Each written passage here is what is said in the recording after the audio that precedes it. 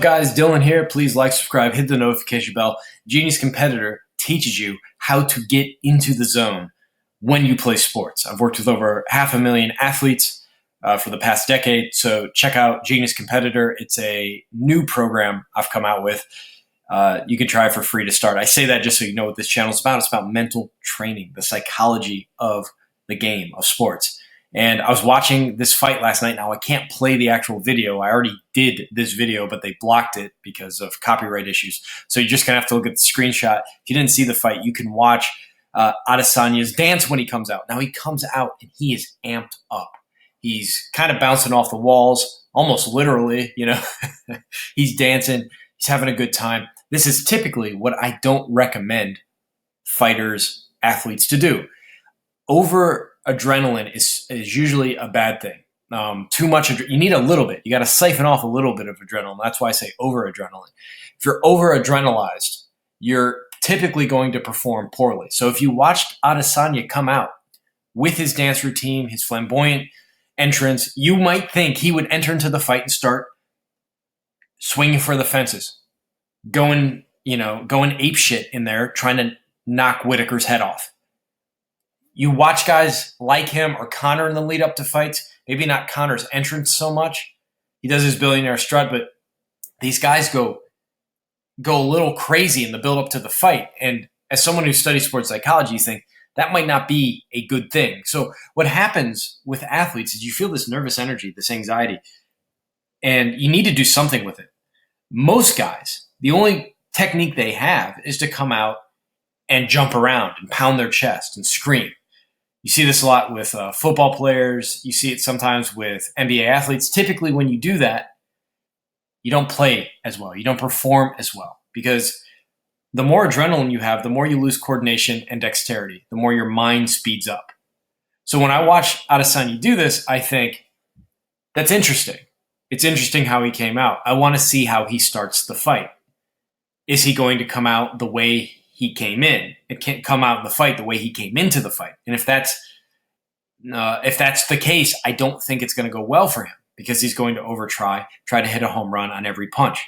Well, the hint that he might be he already looks fantastic, but that he might be one of the greats, one of the legends, is when the fight started, Whitaker came out swinging for the fences. And if you watched Whitaker, the way he came in, that looks more like an athlete who is ready to fight. He has fire in his eyes, but he's not bouncing off the walls. He's not too energetic.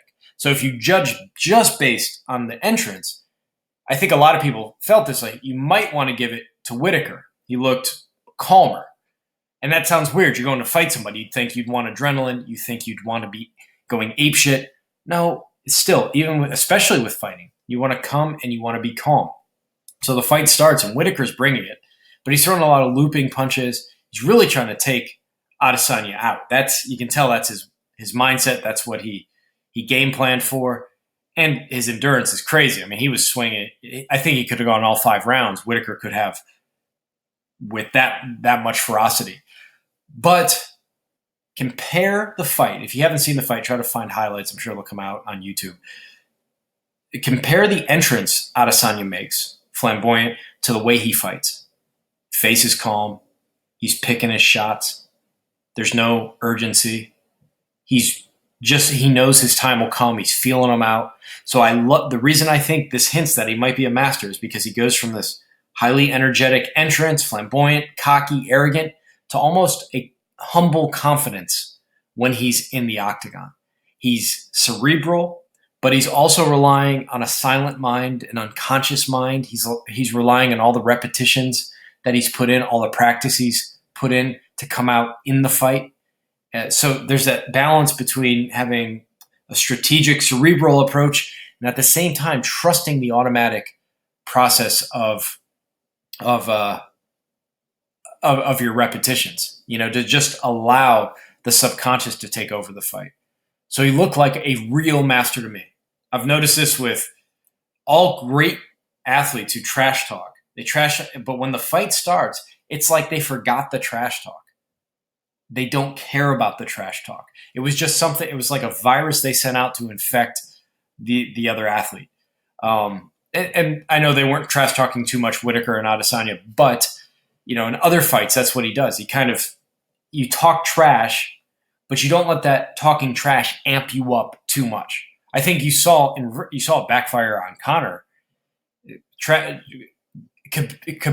Habib was sort of a mirror to Conor. So instead of taking the trash talk in, or at least it seemed, he was bouncing it back to Conor. Conor didn't know what to do with the trash talk. And you kind of saw that transpire in the fight. Conor said it's just business. So Conor claims he said stop bitching about something Habib was saying. Anyways, but you see Habib was siphoning off the trash talk of Conor, but when he was in the fight, he was calm, and that's the point I'm trying to make in a roundabout way. When Habib was in the fight, he was calm. He was all business. As soon as he wins and beats Conor, it overflows. He doesn't have to siphon anymore. He can just feel the pure, unadulterated rage he felt toward Conor and his team, and it ended up manifesting as him jumping into the stands, going crazy. But he didn't let it bother him. You're seeing something similar. Now, the way Habib comes in and the way Adesanya comes in, very different styles, right? The way they came into fights. But when they fought, same sort of style, calm. I call it zenolin instead of adrenaline. You're more zen than anything else. So it's a good indication that Adesanya is destined possibly for greatness. If he can act flamboyant before and after the fight, but in the fight, he doesn't try to live up to his hype. If you get guys trying to live up to their hype, that can get you in trouble. You stick to your game plan. You're cool. You're calm. You're collected.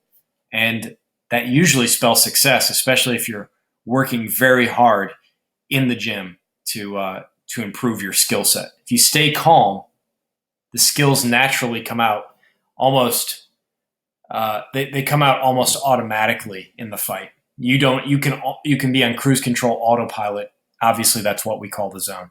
The calmer you are, the closer you are to the zone. Talk to you soon. Bye.